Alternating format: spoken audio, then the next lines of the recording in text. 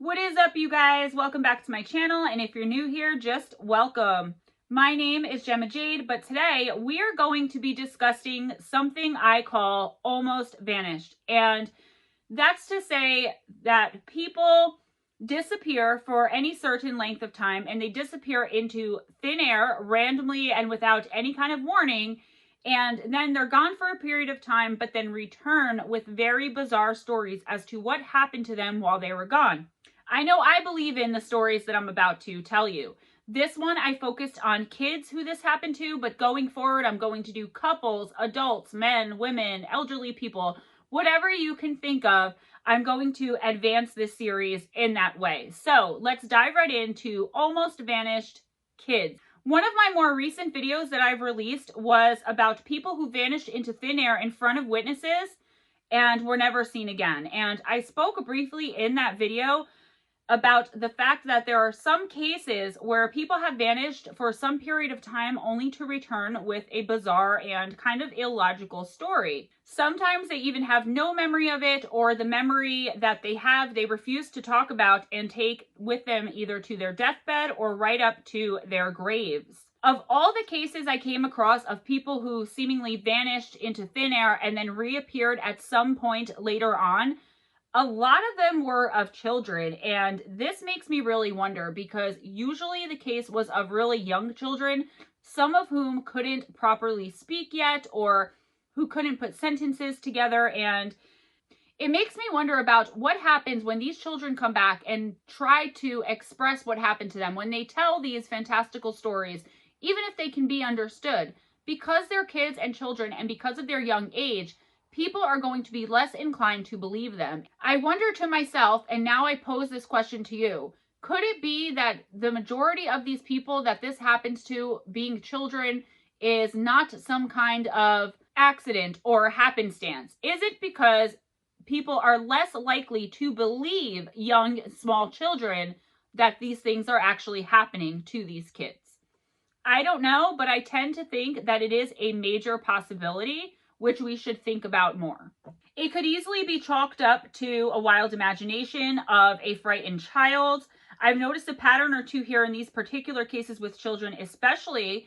Here are just a few cases out of tons that I have found, and I will be doing another video like this, where the children seemingly vanished into thin air only to reappear under bizarre circumstances. They come back with a tale equally as impossibly or even more impossible to believe or more incredible than the disappearance was itself. The earliest report that I could find so far in my research of this happening is from August of 1897, and it takes place in Massachusetts, Maine in the United States.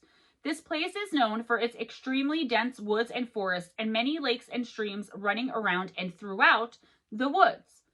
Be on the lookout for patterns here or parameters which are familiar to many of the other videos I write, either for this channel or for MPNM, Missing Persons and Mysteries. I say this because the whole incident starts with a little 6-year-old girl named Lillian Carney who was out with her mother berry picking. Blueberries, as a matter of fact. The family wanted to spend a nice, relaxing day together in the woods of Mullenbog, and according to Lillian's parents, the girl had vanished from right under their noses. They were turned away for a split second and she was gone. And while I couldn't find exact details as to exactly how the girl went missing, her parents say she was seemingly there one minute and gone the next. That sounds very familiar, right? That's the usual with these cases. Whether it's a kid or an adult, it's poof, gone. What started as the parents doing a small preliminary search around the woods as best they can turned into more than 300 searchers all calling out for the little girl by name and looking through every part of the woods they could think of, but it was all to no avail. Lillian was gone for almost 2 entire days and nights. After scouring and searching every inch of the forest and woods, 46 hours after her parents had reported her as missing, Lillian was found alive, just a couple of miles from where she had originally disappeared from. So, in all of that time, she hadn't gotten very far, right? Why hadn't the over 300 searchers and professional rescue teams found her? Now, I know that in the 1800s, they didn't have the technology that we have today or the forensics knowledge that we have, but still, you'd think they'd have searched the area where Lillian had ended up because it was so close to where she had disappeared. And I reiterate this because it was only a few miles. I mean, she wasn't very mobile, right? At around 10 o'clock in the morning on the second day of the search, a man named Bert Pollard found the missing girl. Lillian seemed happy, healthy, and even content when she was found, even though she initially almost immediately started asking for her mommy. Another weird thing here, she still had a handful, I think it was 5 specifically, blueberries that she had picked with her parents before she had vanished. And she did not eat them, but held on to him the whole time because her father had been teaching her about poisonous and dangerous things to eat in the woods and how some berries can harm or even kill you. And she, being 6 years old, probably didn't put together that if mommy and daddy are allowing her to pick these and picking these with her, probably they weren't going to hurt her. So she was too scared to eat them, but she also, for whatever reason, didn't get rid of the berries. She still had them intact in her tiny little hands. She literally carried around a handful of fresh picked blueberries while wandering the woods for 46 hours. Lillian seemed absolutely fine and didn't have a single scratch on her. When asked what had happened and had she wandered off, why had she wandered off, here is what Lillian had to say about what happened when she seemingly vanished in front of her parents' very eyes. In a perfectly calm and matter-of-fact voice, she informed everyone she was, quote, in a place where the sun was constantly shining, end quote. This was very bizarre because she was missing for 46 hours. So she went missing during the daytime and was found in the daytime, right? But the sun had to have set at some point. She would have had to have been in at least 2 nightfalls. It's not possible. The sun doesn't shine all day, but sets, obviously. In addition to the sun allegedly never setting in this place that Lillian claimed she was the entire time she was missing, she also told people that there were strange beings roaming around the size of her cat. And she did say, quote, strange beings, end quote. And she said she kept them at bay or kept them away from her by clapping her hands together very loudly. Allegedly, it would startle the being and, like a cat, it would run away very quickly back into the woods or wherever it came from. I know she said the animal was the size of her cats, and I'm almost positive she said they resembled cats as well, but I'm not 100% on that one little detail.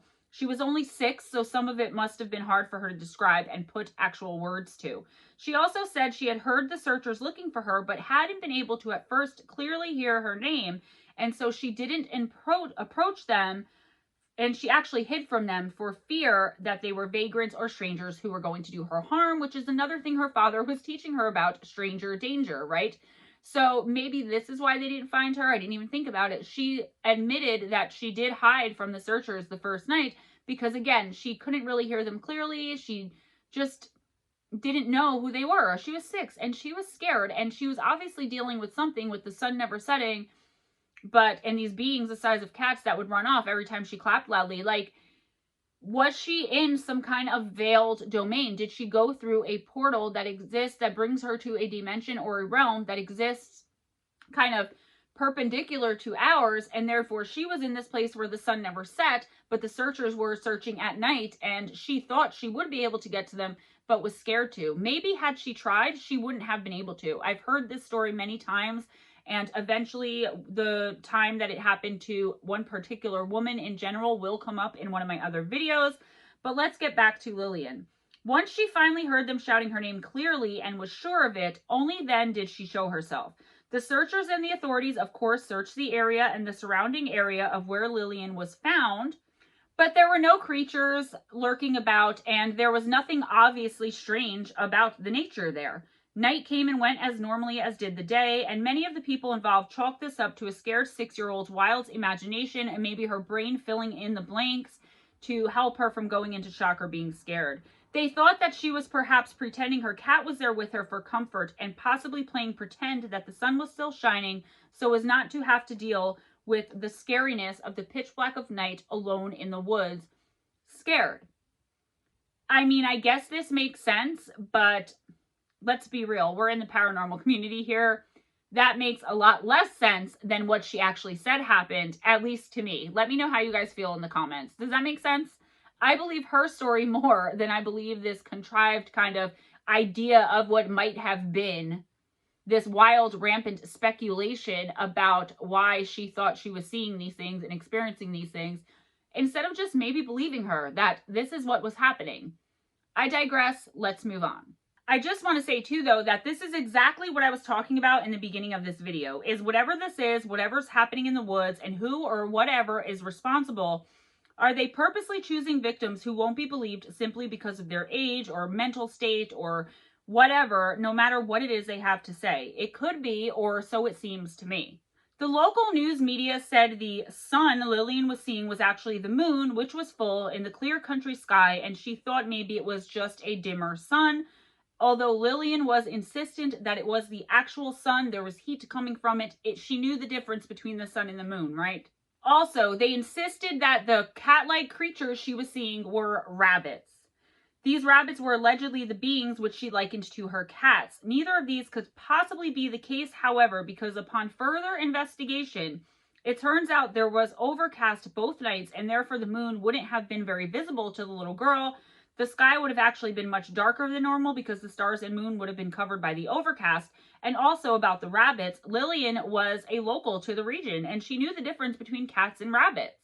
Even at 6 years old, kids know those kinds of things. My 2.5-year-old knows the difference. With all of the attention on missing people in the woods and national parks these days, all of the questions with very little answers, and people like us trying to figure it out, we are bound to come across some strange and bizarre tales of the woods. Any woods, really. It doesn't have to be a national park or a really deep forest, as I've learned myself firsthand through my Glimmerman encounter, which happened 50 feet from a main and well-traveled road in broad daylight at 3 o'clock in the afternoon in northern New Jersey in the suburbs, right? Came right on up to me. These extremely peculiar cases don't just take place here in the United States or in big countries. They take place all around the world. Our next case happened in Sweden in 1922 when an 8-year-old boy named Austin Engstrom left school with a friend, and instead of going straight home, the two young boys decided to go to a third friend's house where many other friends were also hanging out. So they went to this other friend's house where there was a group of their schoolmates hanging out and just kind of playing like little boys do. They were just hanging out. When Austin had finished playing, it was around 3:30 in the afternoon, and it was time for him to take the usual short and very familiar walk home. It was something he did so frequently, he probably could have done it with his eyes closed. And if the walk was any shorter, he literally just may have been able to do it with his eyes closed. However, by 7:30 p.m., 4 hours after he had initially left his friend's house at 3:30 p.m. to start this short couple-minute walk home, he still hadn't arrived at his house, and his parents almost immediately at this point started to panic. His mother sent his older brother, Gustav, to go and find Austin and bring him home. Gustav was able to track down some of Austin's classmates who he had been with earlier. I'm having a hard time pronouncing the name. I don't know if it's Austin or Austin, so if I interchangeably say the two, I apologize for that. The children told Gustav that they hadn't seen Austin since he had left alone at around 3:30. Gustav walked the entire route home that Austin would have taken, but found no sign at all of his little brother. He found no sign, in fact, that his little brother had ever been there, and he was really scared and so worried about his brother. He was walking home very disgruntled, deciding how he was going to break the news to his parents, especially his mother, that he had not only found his brother, but found no sign of him. He hadn't been seen or heard from in like probably 4.5 to 5 hours at this point. And I'm sure this was kind of haunting him in his mind as he walked home. He was thinking about this and who knows what else, I'm sure, as he walked into his house. And he immediately noticed, however, that he didn't have to be sad or worried after all, because Austin was sitting right there on the couch next to his mother. He was telling an extremely strange story about what had happened to him and where he had been those almost 5 hours. Other than shivering and seeming to be very, very cold, Austin seemed perfectly fine. He seemed perfectly normal except for this really bad chill. He says he was walking home when, for some unknown reason, he randomly and for the first time in his life had decided to take a shortcut through the woods. He essentially felt the need to go through the deep woods and forest instead of staying on the clear trail and path which he was so familiar with. He went on to explain that the entire woods had seemingly, quote, come alive, end quote, with all kinds of wildlife crawling out of the bushes and trees, just coming literally out of the sky, out of almost nowhere, to scurry around in front of him in a seemingly playful manner. It's like all these forest animals and creatures of the wood were putting on some kind of playful show specifically for him, like the birds did for Cinderella, when all of a sudden there was nothing around, no critters, no nothing, no noise, no wind, and the sky suddenly became dark. Austin went on to say that the day seemed very overcast all of a sudden, only not, because the sun was still very brightly shining. It was like there was some kind of dark veil that had been put over the surrounding area of where he was in the wood. And he described it as like when storm clouds roll in, how the sky looks and how the air starts to feel. It was like that, only no storm was rolling in that day, and it actually didn't end up raining at all. Suddenly, he said he smelled something really gross and super acrid. Nothing like anything he had ever smelled before, and he later went on to explain, quote, "I looked up and noticed 3 gray objects hovering silently above me. They were so close I could have thrown a stone at them. The objects were pulsating as if they were breathing, and I saw 2 dark lines on them. A bit further away over the woods, another 2 objects were floating. They were bigger and darker than the ones above me," end quote. He apparently either blacked out or passed out after seeing these pulsating objects both above him and in the distance. He claims the next thing he remembers is waking up laying in the middle of a road, a familiar road not too far from his house, in the pitch dark black of night. He was freezing cold and completely disoriented, and when he relayed all of this to his parents, they attributed his claim to his, quote, "wild imagination," end quote. Gustav swore he had thoroughly searched the road and the exact spot even where Austin claimed to have been when he came to. Between the time he left his friend's house at 3:30 until he wandered home around 4 to 4.5 hours later, he has absolutely no memory at all. Years later, Austin would be interviewed by some UFOologists from Sweden, and here is what he explained to them all these years later. Quote, "Where was I during those hours? I estimate having been gone for around 4.5 hours. When I arrived home, I almost got beaten because they thought I was lying. They sent me to bed and I was bedridden for 4 days. Probably I had caught a cold lying in the road. It looks as if the objects were pulsing simultaneously, all 3 of them, just like an octopus functioning. They moved in a very elegant way, changed direction, and appeared to steer with this pulsating. Where was I? Gustav cycled this way while I was lying there without even seeing me. I have pondered this so many times," end quote. There is still no word as to what happened to Austin.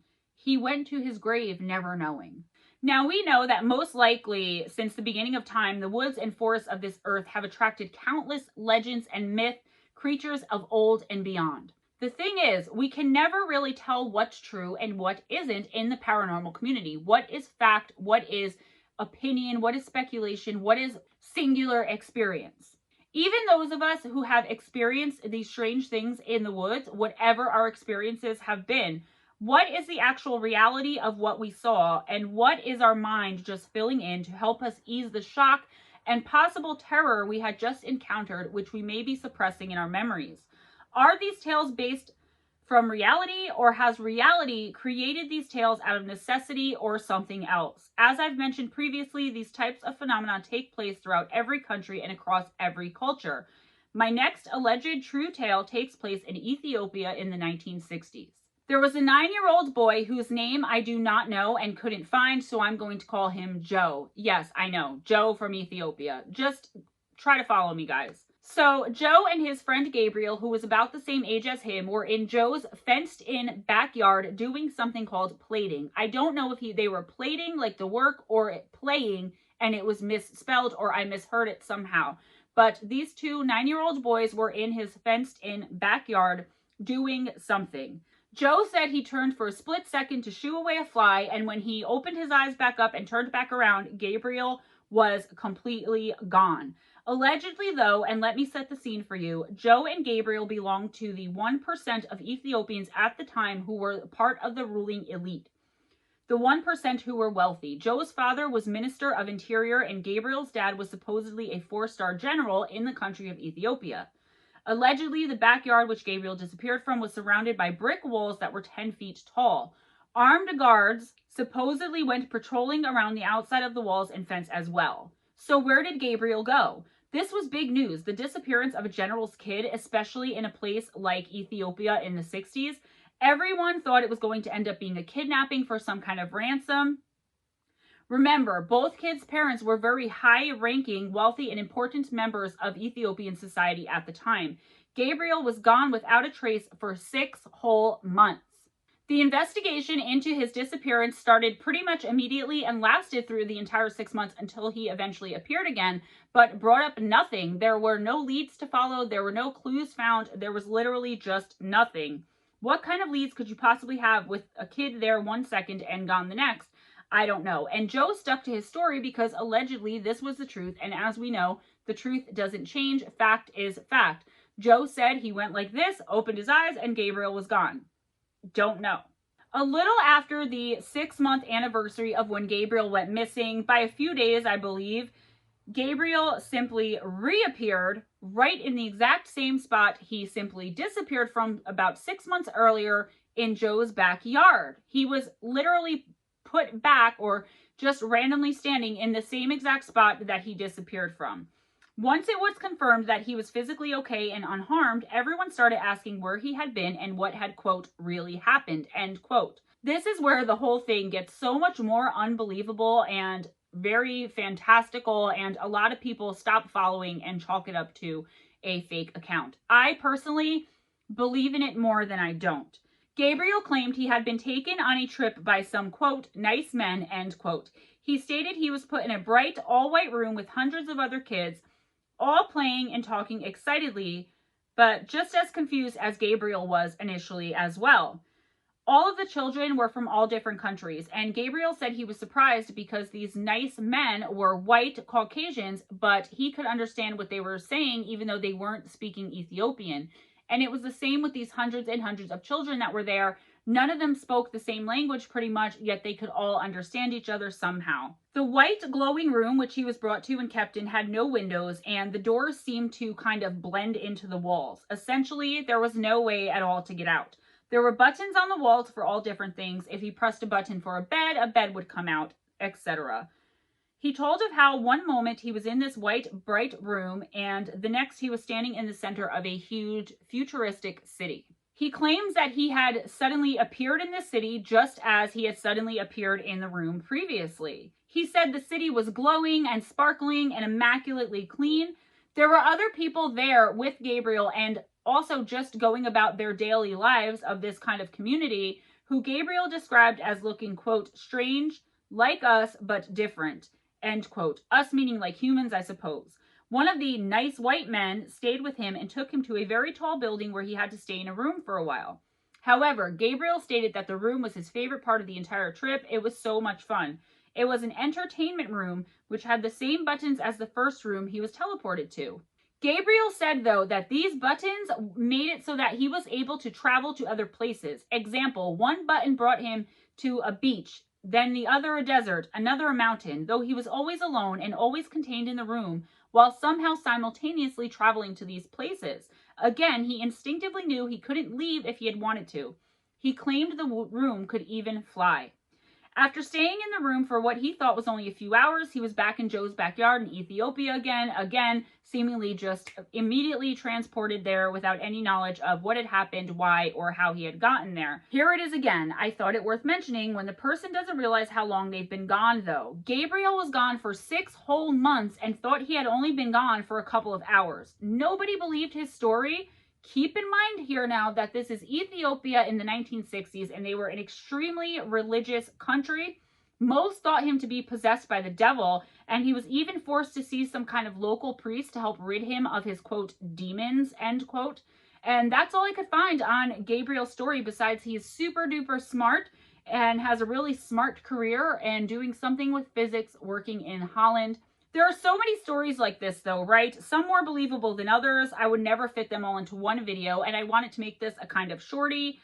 So there you are. Remember Robot Granny? I mean, there's even more to that story when you delve just a tiny bit deeper and even follow the rabbit hole down. You will find that the grandmother had her own strange and possibly related encounter as her grandson in the same woods just a month or two earlier. I wanted to find some lesser known ones, and whether you believe it or not, I hope, as always, you were entertained. And that's all I have for this particular episode of Almost Vanished. Stay tuned for episodes in the future. Let me know what you think of this content. Again, start emailing me your listener stories. Again, your paranormal experiences. I would really appreciate it if you emailed them within the past 2 weeks or so. I'm definitely getting them and putting them together. But anything further back than that, I had to redo my entire email. Things got lost. Things got accidentally deleted. I just don't know. So I really want all of your stories, and I hope that you'll be kind enough to send them to me. I've gotten several in the past few days that I'm compiling to make a semi-long video on stories of you guys. Make sure you let me know if you want to be known as your real name, your screen name, whatever you put at the bottom, or specifically tell me you want to be called. That is what I will call you. Otherwise, you will be anonymous. Guys, be sure to give this video a big thumbs up if you enjoyed it, if it interested you, if you like just coming and hanging out with me, your girl Gemma, right? Subscribe if you haven't already. I'm almost at 1,000, feeling super duper pumped, amped, and motivated lately. Share this video, please. Spread the love. Let's get me some more subscribers. Let's get the word out about these disappearances. Let's bring some more people into this paranormal community. We are a family here, us and Steve on Bill's channel, and it's just amazing. I love you guys so much. Be kind to each other. It doesn't cost anything and can gain you so much, make you feel so good inside. Just doing something as small as smiling at a stranger. Make it a genuine one, and I guarantee they smile back, and you could have made someone's day. You never know. I'm going to put some links in the description box, so please be sure and check it out. There will be 2 links of ways to financially support my channel. I am not monetized yet all across the board. So guys, if you can or are able to help me out financially, please consider clicking on either my Patreon link or my PayPal. For Patreon, you become a patron with a monthly donation, and you get early access to videos, and eventually, once I get enough that I can actually do it, Patreon only content. But I do my best to give my patrons early access as much as I can, and I'm going to be doing some giveaways for them soon, or a one-time donation for as much or as little as you want through PayPal. Everything is appreciated. All is definitely needed. But we're getting there, guys. And if you are unable or unwilling to support the channel financially, that's perfectly fine. I love you anyway. Check out the other links.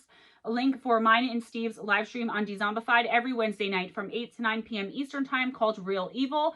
Come and join the discussion live.